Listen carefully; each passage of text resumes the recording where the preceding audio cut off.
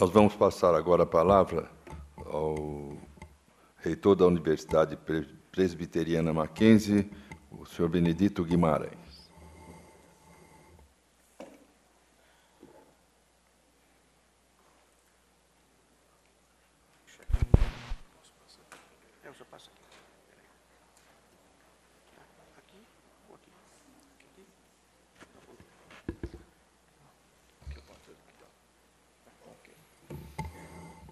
Bom dia a todos. Quero agradecer o convite por estar aqui nesta manhã, participando deste evento, nesta centenária instituição, 95 anos. Né? Quero agradecer ao doutor Aloísio pelo convite. E é sempre uma satisfação discutir as questões relacionadas com o desenvolvimento da engenharia, o papel da engenharia. Na realidade, mais do que nunca agora, que a engenharia está na pauta das discussões. Não é? Se lembraram da engenharia, que estava um pouco esquecida ao longo dos anos, e agora todos se lembram da engenharia. Nós queremos, nessa nossa apresentação, apresentar alguma retrospectiva de todo o conjunto de ações relacionadas com o tema ao longo dos últimos 10 anos. Aliás, por sinal, o doutor Evandro Mirra teve uma participação muito importante aqui nesse processo. Até esperei que ele fosse colocar algumas questões relacionadas com o trabalho brilhante que foi realizado nos últimos 10 anos, lá por volta do ano 2001, 2002, e nós vamos falar um pouco sobre isso. E creio que, a partir daí, embora a recomendação fosse nós não fazermos, não gastarmos muito tempo no prognóstico, eu li a recomendação, mas eu creio que fica um pouco difícil se nós não entendermos o contexto daquilo que nós estamos discutindo isso e por que estamos discutindo isso e procurando soluções que talvez poderiam ter sido encontradas alguns anos atrás. Então, esse é o propósito da nossa apresentação. Todos nós sabemos o papel estratégico da engenharia, não é, para o desenvolvimento econômico de qualquer país. Vantagens competitivas são, em grande parte, proporcionadas pela engenharia. E os países desenvolvidos foram aqueles que tiveram vantagens competitivas à frente dos demais países, e a engenharia teve sempre um papel extremamente importante nesse contexto. A engenharia permite que produtos de base, de alto consumo, de qualidade uniforme, as chamadas soft commodities ou hard commodities, sejam transformadas e agregado valor a esses produtos. Nós temos hoje no Brasil a geração de riquezas pelas exportações, que provém, na grande maioria, de produtos de base. E cabe à engenharia, então, agregar valor a esses produtos de base. O Brasil é um dos maiores exportadores de commodities do mundo hoje. Tá? Dos 11 produtos mais exportados pelo Brasil, 61,6% são minérios, petróleo, soja, café, carne, frango e assim por diante. Não que nós não devamos exportar commodities. São importantes na pauta de exportação de qualquer país. Até os Estados Unidos, a maior potência mundial, ela não abre mão de exportar commodities, de gerar riqueza através da exportação de commodities. Mas nós podemos, naturalmente, agregar mais valor à parte desses commodities, dessa matéria-prima, desses produtos de base, e a engenharia tem um papel fundamental nesse processo. Se nós tomarmos as 250 maiores empresas exportadoras hoje no Brasil, nós temos que apenas 28% dessas exportações correspondem a produtos industrializados. Não obstante um potencial enorme que nós temos aqui no Brasil, como nós vamos ver, para a produção, a geração de riqueza através de produtos industrializados, 72% das nossas exportações são de produtos básicos. E o grande comprador hoje é a China. O grande comprador de minérios, por exemplo, é a China, que nos vende produtos manufaturados com o produto que sai daqui do Brasil, sem que nós tenhamos agregado valor a essa matéria-prima. Claro que agregamos valor, de alguma maneira, em inovação, através do processo de logística, de até prospecção e produção desse minério. Mas isso é muito pouco ainda para o produto, o valor que poderíamos ter agregado a esses produtos. Bom, a engenharia é apenas uma amostra dos vários produtos, né, naturalmente, que a engenharia pode produzir, não é, através, por exemplo, eu comentava há pouco aqui, parece um navio aqui, a engenharia naval, nós não temos engenheiros navais. Estamos construindo os portos e precisamos construir mais portos e não temos engenharia naval, porque ao longo do tempo os custos de engenharia naval não eram atrativos, porque o mercado de trabalho era muito restrito. A mesma coisa em engenharia de Minas, comentava, ninguém sabe mais o que é um engenheiro ferroviário, e assim por diante. Então, a engenharia tem um grande desafio na produção, ela tem um grande papel, melhor dizendo, na produção dessa riqueza, e grandes produtos que nós utilizamos no dia a dia, na indústria, e que são importados, são produtos da engenharia. Nós temos hoje uma posição no Brasil, o Brasil ocupa uma posição, são dados que todos nós conhecemos, a 8ª economia do mundo. Na realidade, somos, de fato, a 7ª economia do mundo, mas oficialmente ainda somos a 8ª economia do mundo, e o prognóstico, como foi colocado, é que nós sejamos, quem sabe, a 4ª economia do mundo daqui a 30, alguns falam 20 anos, daqui a 30 anos. O fato é que nós desempenhamos um papel extremamente importante no cenário econômico mundial. Somos a 8ª, a 7ª economia no mundo. Mas, por outro lado, a competitividade da indústria está associada ao nível de inovação.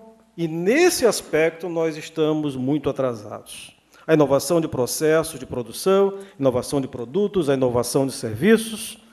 E sabemos que a inovação gera competitividade, que gera demanda por mais engenheiros, que gera mais inovação.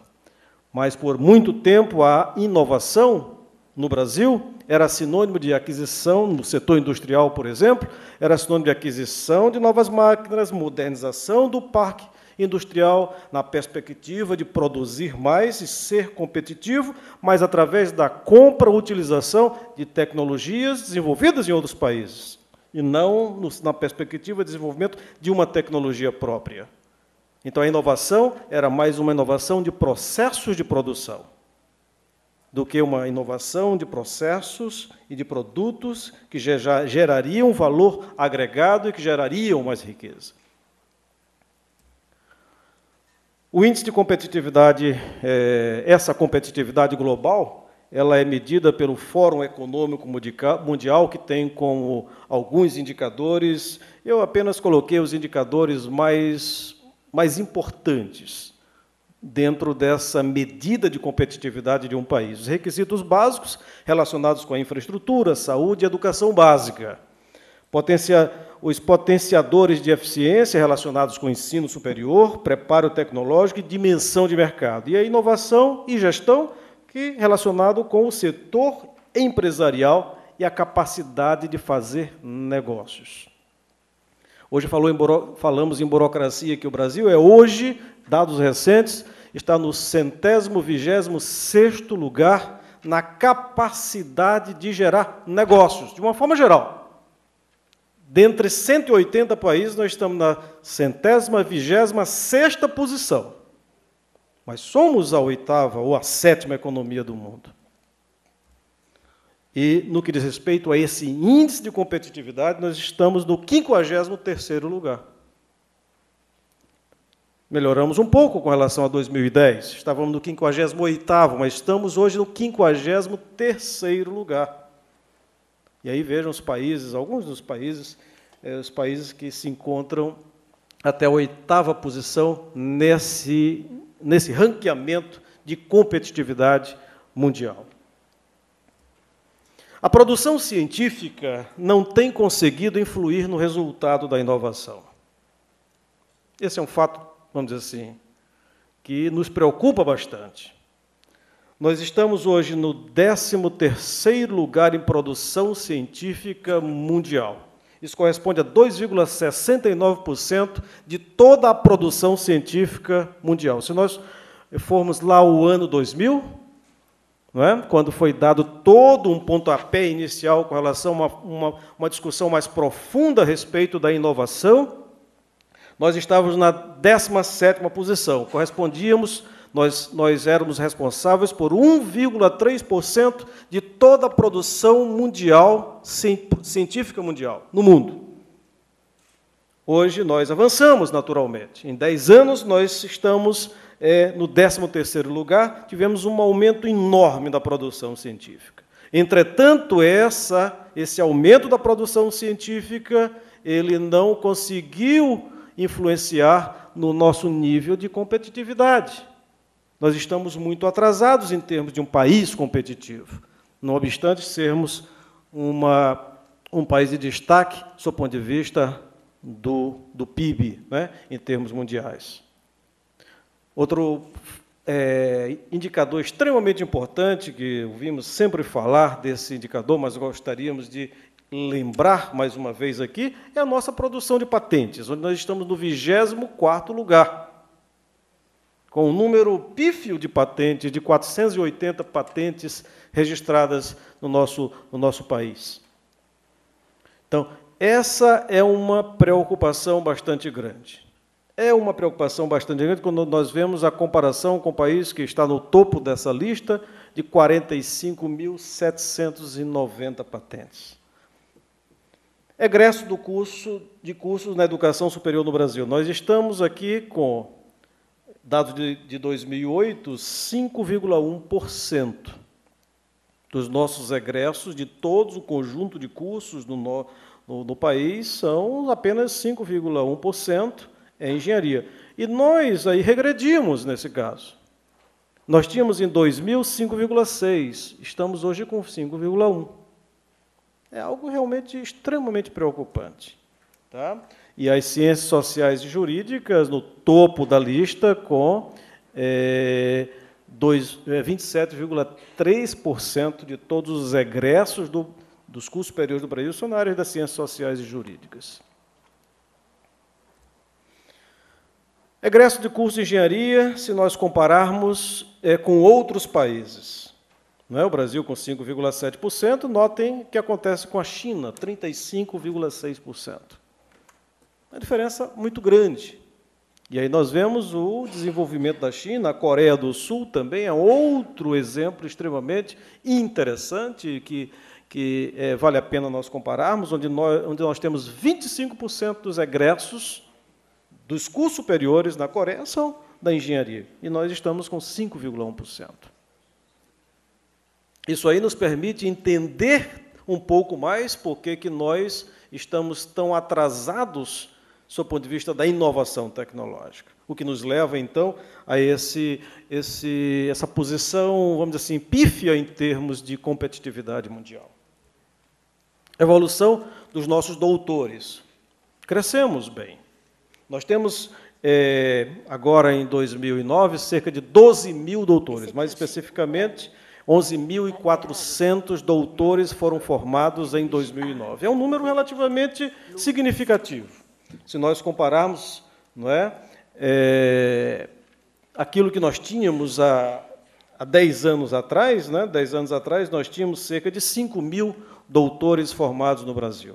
Então, nós tivemos um crescimento enorme do número de doutores ao longo desses últimos 10 anos. E se nós pegarmos o número de doutores por 1.000 habitantes, não é, nós temos aqui apenas 1,4.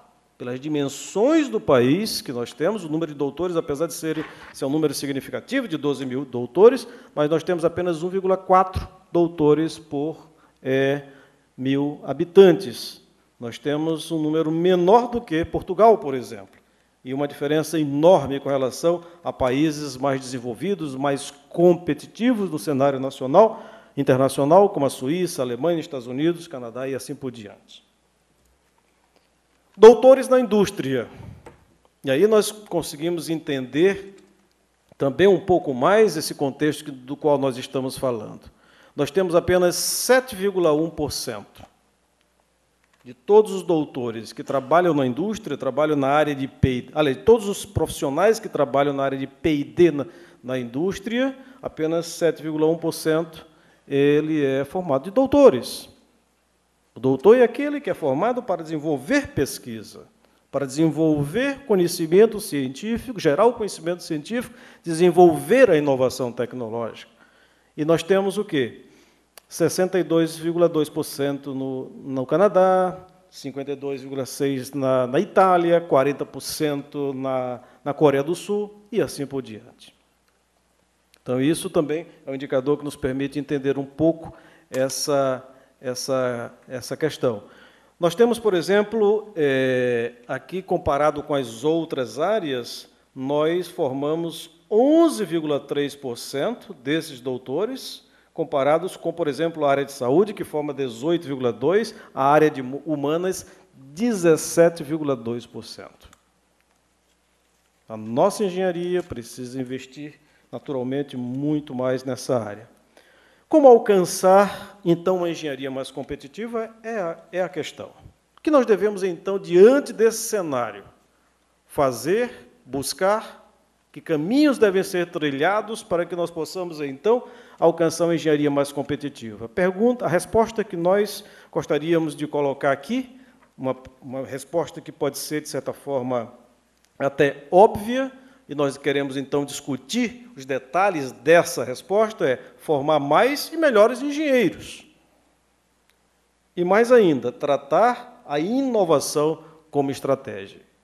Eu creio que formar mais e melhores engenheiros sempre esteve na nossa cabeça, temos sempre pensado em que precisamos formar, diante desse quadro, formar mais e melhores engenheiros. Entretanto, tratar a inovação como estratégica é algo relativamente novo. Eu diria, começou essa visão de ter a inovação como algo estratégico para o país, começou há cerca de 10 anos atrás, quando da realização da segunda Conferência Nacional de Ciência e Tecnologia, que, a partir daí, incorporou o nome inovação. Até então, ninguém falava em inovação. Falava-se em desenvolvimento científico e tecnológico, mas não se falava em inovação. E aí o papel da inovação começou a ser discutido mais exaustivamente nos últimos 10 anos. E aí a pergunta que se faz é: como vamos fazer isso? A quem compete a responsabilidade para a solução do problema? Quem são os atores envolvidos nesse processo?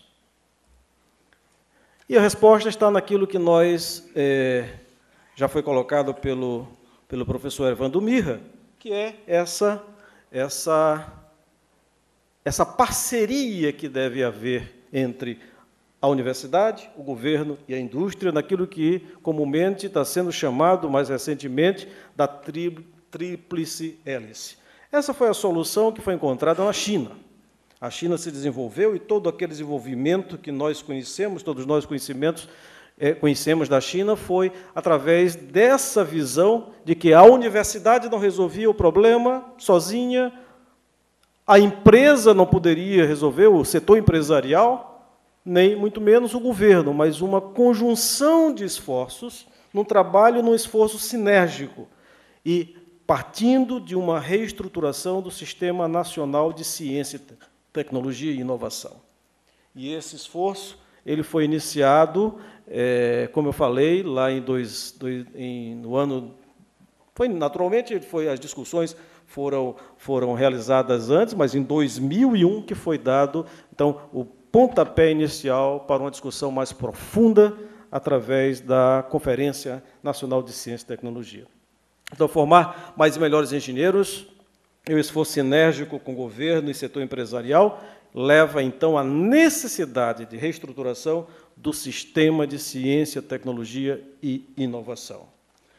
E aí se pergunta, e vale a pena, eu gostaria de gastar alguns minutos antes de apresentarmos algumas propostas, algumas questões mais propositivas, mas que iniciativas têm sido levadas a efeito para se alcançar esse objetivo delineado?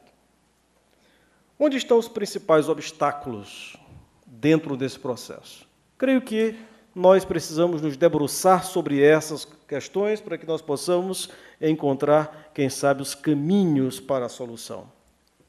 As primeiras iniciativas, já falei algumas vezes, foi lá em 2001, a realização da Conferência Nacional de Ciência e Tecnologia e a publicação do chamado Livro Branco, que foi poderíamos dizer, um amadurecimento do Livro Verde, que foi desenvolvido ao longo de conferências regionais de ciência e tecnologia, e eu vivi intensamente esse modelo. E é interessante que eu estava num lado da ponta do processo, o professor Evandro Mirra estava em outra. Ele estava na liderança desse processo. E eu estava como gestor de uma escola de engenharia. E ali nós estávamos diante de um desafio muito grande. Vem a palavra agora inovação, temos que incluir no currículo inovação. O que é bem isso que nós estamos fazendo quando a CAPES nos exige publicar papers e mais papers, não é? Formar doutores, quem sabe, para formar outros doutores, ser uma perspectiva de uma aplicação no que diz respeito às necessidades do país, em que a inovação é o viés mais importante. Esse era o grande desafio. E nós vimos de um boom das instituições de ensino superior no Brasil, que começou em 98. Até então, nós tínhamos um número insignificante, vamos dizer, para as demandas do país, de instituições de ensino superior, e houve um aumento extraordinário de instituições de ensino superior, e as instituições de engenharia, por exemplo, que eram 500 e poucas instituições, cursos de engenharia do país, passaram para, naquela época, 1.500 cursos de engenharia, 3 anos depois. E era nesse cenário que se começava, então, a discutir a inovação no país. Então, qual era o objetivo do Livro Branco, publicado em 2002? Propor caminhos para uma proposta estratégica de políticas de longo prazo. Até então, as iniciativas eram um tanto de curto prazo, né? Era correndo atrás do prejuízo, apagando fogo, e aqui havia, pelo menos, a ideia de que nós precisávamos de uma política de longo prazo para os próximos 10 anos. Interessante que temos ainda 1 ano de carência. E nós vamos ver que avançamos, mas havia um idealismo à época, que era um idealismo não utópico, era real, mas que o dever de casa não foi feito como nós, pelo menos da academia, gostaríamos que fosse feito, que a comunidade de engenharia certamente gostaria que tivesse sido feito. Mas avançamos muito, como nós vamos ver. Bom, então, rapidamente aqui, algumas ações importantes que nós consideramos que foram realizadas ao longo desses anos foi a criação dos 14 fundos setoriais. Foi uma mudança radical, onde o governo federal cria fundos de financiamento agora da pesquisa, da inovação, falando em inovação, em várias áreas do conhecimento. Várias áreas, e essas áreas, praticamente todas eram ligadas ou diretamente ou indiretamente à engenharia. Criação do Centro de Gestão e Estudos Estratégicos, CGEE, cujo primeiro presidente foi o Dr. Evandro Mirra. O primeiro presidente do CGE. Então, começou a se pensar estrategicamente o papel da inovação no país. Fortalecimento do MCT, fomento à ciência, tecnologia e inovação através da Lei 10.332, a renovação da Lei de Informática, a Lei da Inovação, né, a chamada Lei do Bem. Todas essas leis eram voltadas para incentivo ao setor produtivo, a integração da academia com o setor produtivo, e esses incentivos na forma de incentivos fiscais e tudo mais, sempre dentro desse contexto. Então, basicamente, esse foi o arcabouço de legislação que foi criado à época para iniciar esse processo, e que, ao longo da última década, foi se desenvolvendo e chegamos ao que temos hoje. As metas de investimento previstas até 2012, no Livro Branco, eram o seguinte, prestem bem atenção, alcançar o patamar de 2% do PIB em 10 anos, no horizonte de crescimento médio da ordem de 4% ao ano. É o que nós gostaríamos de atingir. 2% do PIB, uma média de crescimento de 4% ao ano. Para se atingir esse crescimento, né, que foi delineado, nós precisamos ter um crescimento necessário para se aproximar, aliás, para se aproximar dos países da OCDE, nós precisaríamos ter o quê? Uma média de 12% ao ano de investimento do setor público e 7%, né? Aliás, 12% ao ano, o setor público com 7% e empresas com 15%. Claro que isso nós não atingimos, isso nós estamos longe de tê-lo atingido. Na realidade, nós vemos que em 2009, dados de 2009, foram investidos governo e empresas, são estudos recentes, apenas 1,24% do PIB. Olha, nós imaginávamos até 2012, 2%, conseguimos até agora apenas 1,24% do PIB. Enquanto que nos países desenvolvidos, esse investimento fica em torno de 2% a 2,5% do PIB. Avançamos, naturalmente avançamos. Saímos de 0,9% naquela época de investimento do PIB para esse valor de 1,24% do PIB. Mas ainda estamos longe de atingir aquilo que foi delineado há 10 anos atrás para toda essa década, atingirmos nessa década. E agora, o problema, naturalmente, da engenharia, das demandas para a engenharia, se agravou. Os desafios se tornaram agora muito maiores do que aqueles que nós tínhamos há 10 anos atrás. A perspectiva é de que, se crescermos a uma taxa média de 4% a 5%, nós vamos precisar de 300 mil novos engenheiros nos próximos anos. A China sozinha forma hoje 300 mil engenheiros. E está exportando engenheiros para o Brasil já. Nós já temos em Pernambuco, por exemplo, o grande investimento que está sendo feito em Pernambuco, nós já temos engenheiros chineses ali. E não são poucos, porque nós, sobretudo na engenharia naval, porque nós não temos engenheiros suficientes para atender a nossa demanda. 300 mil por ano. 300 mil por ano. Não, 300 mil para os próximos anos. Para os próximos, sim, por ano. A China, 300 mil por ano. Forma hoje 300 mil engenheiros por ano. O Brasil precisa de 300 mil engenheiros numa perspectiva, alguns falam nos próximos 5 anos, outros falam nos próximos 10 anos. Olha, é algo que é difícil um pouco nós termos esses números, tendo em vista que isso está muito ligado aos investimentos que serão realizados no país. Então, esses números nós não temos muito precisos, existem vários estudos diferenciados nessa relação, mas eu costumo ficar com aquele que diz que é 300 mil novos engenheiros para os próximos 5 anos. E nós estamos diminuindo um pouco. Se nós vermos, nós não temos aumentado o número de engenheiros que nós formamos. Mais recentemente, tivemos, então, a 4ª Conferência Nacional de Ciência e Tecnologia, em 2010, com o lançamento agora do Livro Azul, em que faz uma retrospectiva a respeito do Livro Branco, aquilo que foi alcançado, não faz uma comparação, naturalmente, porque, como eu falei, o Livro Branco foi bastante avançado, os resultados daquelas...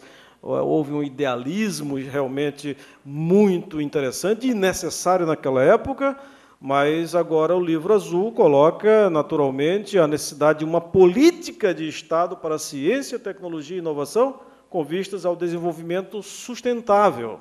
A palavra agora de desenvolvimento sustentável entra na pauta da discussão. Na pauta da discussão a respeito da inovação tecnológica a ser desenvolvida pela engenharia. E aí, explicitamente, claramente, coloca o papel da inovação na agenda empresarial, coloca agora a ciência básica e a produção do conhecimento como algo que deve continuar sendo a atenção da questão e, vejam só, interessante, educação de qualidade desde a infância e a nova geografia da ciência e da inovação global. Esses foram os pontos que foram discutidos nesse livro branco, desse livro azul, que é o documento mais completo que nós temos hoje da agenda para o desenvolvimento científico e tecnológico do país, da agenda da inovação tecnológica no Brasil. Bom, a baixa procura principais obstáculos para nós atingirmos os objetivos delineados começam com a baixa procura para as engenharias. Tá?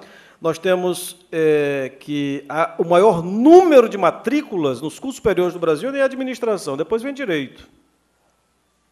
Impressionante como nós temos tanto curso de direito, como nós formamos tantos advogados. É o país que forma o maior número de bacharéis em direito no mundo. Primeiro que aqui é um curso de graduação. Quando nos países desenvolvidos, o curso de direito é um curso de pós-graduação. Não existe curso nos Estados Unidos de direito, de graduação. Você tem que ter uma graduação para fazer um curso de direito. Aqui não. E aí as consequências nós estamos, dessa visão talvez um pouco distorcida, me desculpem se sei que a plateia aqui é formada da sua grande maioria por engenheiros, felizmente, mas talvez tenha alguns advogados aqui no meio, naturalmente, mas nós não precisamos de tantos advogados, precisamos de engenheiros no nosso país, porque a engenharia é o principal vetor de desenvolvimento de qualquer país, no mundo. Nós estamos apenas com 8,2% dos interessados em cursar o nível, matriculados no curso superior nas engenharias. Bom, outra coisa também, um obstáculo que nós não podemos esquecer, e eu creio que por conta disso, o Livro Azul contemplou aquele item, educação de qualidade, a partir da educação básica, do ensino fundamental. Nós temos hoje no país 14 mil, são dados recentes, do último censo, 14.409.910 alunos no ensino fundamental. Mas nós temos um número de concluintes apenas de 2,5 milhões aproximadamente, no ensino fundamental. Já não conseguimos formar alunos, né, na educação básica, já no ensino fundamental. No ensino médio temos aproximadamente 8,3 milhões de alunos matriculados no ensino médio, mas nós temos apenas 1,8 milhões que concluem o ensino médio. Por outro lado, as vagas oferecidas no ensino superior hoje no país são de 3,5 milhões. Olha, nós estamos oferecendo muito mais vagas, praticamente o dobro das vagas, com relação ao número de alunos que estariam aptos a ingressarem no ensino superior. Nós temos ingressantes no ensino superior, algo em torno de 1,7 milhões. Então, basicamente, nós estamos oferecendo, permitindo que todos os alunos que concluem o ensino médio, hoje no nosso país, possam ingressar no ensino superior. É um problema sério. É um grande obstáculo, então, para que nós possamos, e nós não podemos pensar aqui nós temos que começar a partir da educação básica e do ensino fundamental. E aqueles que se formam aqui, grande parte deles está indo para outras áreas, os poucos que temos aptos a ingressarem no ensino superior estão indo para outras áreas e não para as engenharias, como nós colocamos. Pouca motivação para a engenharia é um dos obstáculos. Formação deficiente dos ingressantes, sobretudo em matemática, em física, em química e em português. Interessante é que nós temos, se nós pegarmos qualquer universidade hoje, a nossa universidade, a Universidade Presbiteriana Mackenzie, mesmo as universidades públicas, sobram vagas para matemática, física e química das licenciaturas. Olha, nós precisamos de professores nessas áreas, professores bem formados, capacitados, para que nós possamos, então, formar alunos ingressantes, alunos da educação básica com a melhor qualidade possível, para que eles estejam mais aptos a ingressarem nos cursos de engenharia. Mas nós não conseguimos formar professores. E por que razão? As possíveis causas. Falta ênfase nas escolas, primeiramente, sobre o protagonismo da engenharia para a superação do atraso em inovação tecnológica no país. As pessoas não sabem o papel da engenharia. A própria escola não sabe o papel da engenharia nesse contexto no qual nós estamos inseridos, que estamos discutindo. E o aspecto preocupante, e muito preocupante, a pouca valorização do professor em todas as licenciaturas. Falta investimento adequado na educação básica. Nós não podemos resolver o problema da engenharia sem que nós não possamos resolver o problema da educação básica. Eu vou ter que correr agora grande, então nós precisamos correr mais um pouco aqui, já estou recebendo aqui o ultimato para encerramento, ultrapassei meu tempo.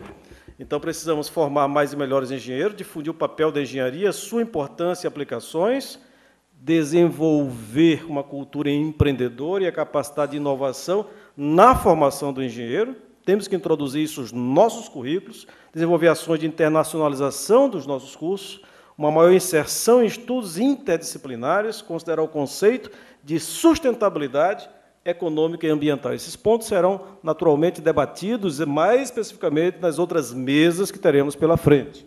Queremos apenas colocar nossa visão com relação a formar mais e melhores engenheiros. E tratar a inovação como estratégica e com base naquilo que é proposto no Livro Azul. Tá? Fomentar um maior protagonismo das empresas no processo da inovação. Ampliar os investimentos públicos e estimular investimentos de empresas em P&D. Estimular os estados e municípios a criar condições favoráveis para a inovação por meio de incentivos fiscais. Incentivos para a criação de ambientes de inovação, parques científicos e tecnológicos. Esse é um conjunto de ações que devem ser desenvolvidas pela tríplice hélice. A universidade não pode atingir isso, a empresa não pode atingir sozinha isso, e o governo muito menos. Mas essa conjunção de esforços, desse trabalho sinérgico, creio que nós podemos chegar lá. Reexaminar e expandir a lei da inovação. Mais segurança jurídica às empresas, incluir as instituições de ensino superior comunitárias e privadas nesse contexto que foram excluídas. É interessante, me permitam aqui fazer esse parêntese, que todo esse arcabouço legislativo foi pensado nas universidades públicas. Essa foi uma falha de todo esse processo de desenvolvimento. Agora acordaram por isso. Isso está no livro, não sou eu que estou colocando aqui, está no Livro Azul. Eu colocaria de todo jeito, mas está no Livro Azul. Mas isso, à época, não foi pensado. Mas o mesmo governo que pensou em todo esse conjunto de oportunidades para a universidade pública é o mesmo governo que criou um conjunto de amarras para que a própria universidade pública interagisse com o setor industrial e de serviços. E isso é um problema sério hoje nas nossas instituições públicas do nosso país, que tem sido feito um esforço no sentido de desmontar isso. Então, precisa ser reexaminada essa lei da inovação para que permita uma maior inserção da comunidade acadêmica na solução desses problemas. Valorizar o professor da educação básica, salário mais atraente, de tal maneira que nós possamos formar melhores alunos, mas bem capacitados e motivados para, então, ingressar nos cursos de engenharia. E, concluindo, o modelo da tríplice hélice só poderá ter sucesso se for pautado em políticas de longo prazo, consistentes, que envolvam em processo sinérgico o setor empresarial, as universidades e o setor público, apoiados em um efetivo sistema de ciência, tecnologia e inovação que inclua também os estados e municípios. Essa é, então, a conclusão que nós tiramos a respeito de toda essa reflexão que nós falamos a respeito da importância, da necessidade do nosso país ser mais competitivo, ter uma engenharia mais competitiva, o que deve ser feito através da inovação tecnológica. Muito obrigado.